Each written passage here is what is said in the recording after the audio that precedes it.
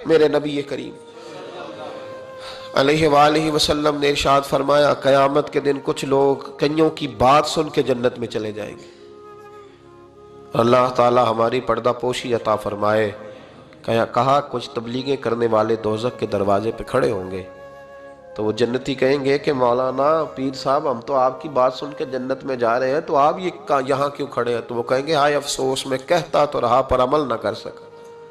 میں عمل، اس سے مراد صرف ممبر میں بیٹھنے والا مولوی نہیں، اس سے ہر وہ شخص مراد ہے جو نصیحتیں تو بڑی کرتا ہے لیکن خود عمل وہ بہت بڑا الفاظ کا ذخیرہ رکھتا ہے، پر عمل کے لیے 2 سجدے بھی صحیح طریقے سے دے سکتا، پھر وہ استغفار کرے، پھر وہ اللہ کی بارگاہ میں معافی مانگے، پھر وہ توبہ کرے، اس لیے کہ جو جتنا بڑا ہوتا تھا نا اس پہ خشیت بھی اتنی زیادہ طاری ہوتی، اس پر خشیت بھی اتنی جتنا۔ حضرت عمر فاروق رضی اللہ تعالیٰ عنہ کو زخم لگ گیا، شدید زخم لگا، آپ آ گئے، بڑی زیادہ خون بہ گیا ہے، بہت سارے صحابہ آپ کے گرد جمع ہو گئے، حضرت عبداللہ ابن مسعود بھی آ گئے، تو جناب عمر رونے لگ گئے۔ اب تو رونا آتا ہی نہیں لوگوں کو۔ حضرت محی الدین ابن عربی کہا کرتے تھے جس کو پورا ہفتہ ہو گیا ہے نا، وہ طریقت کا مسافر بھی، جاگ رہے ہیں آپ حضرات؟ کہتے تھے جس کو پورا ہفتہ ہو گیا نا طریقت کا مسافر بھی ہے، پر اللہ رسول کی یاد میں رویا نہیں۔ فرماتے تھے مجھے تو اس کے ایمان پر شک ہونے لگ گیا کہ 8 دن ہو گئے، اسے خیال ہی نہیں آیا۔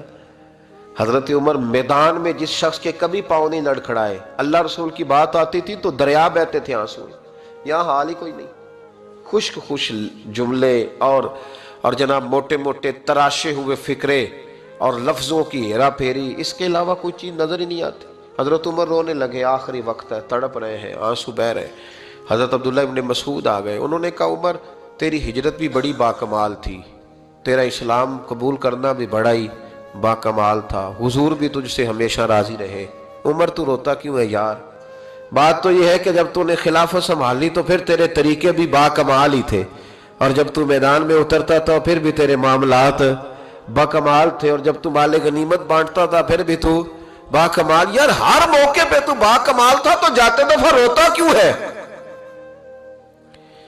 ان کا استغفار دیکھو، ان کی توبہ دیکھو۔ حضرت عمر پھر رو پڑے، کہنے لگے عبداللہ لوگوں کو میری نیکیوں کا پتہ ہے، گناہوں کا تو نہیں نا پتہ، وہ تو میں جانتا ہوں یا میرا مالک جانتا ہے نا، نیکیاں تو سب کے سامنے، پر من آنم کے من دانم، جو اندر چھپے ہوئے گناہوں کے ڈھیر ہے وہ تو میں جانتا ہوں۔ کہا تو نے میرے کلمہ پڑھنے سے لے کر میری حکومت تک میری ساری نیکیاں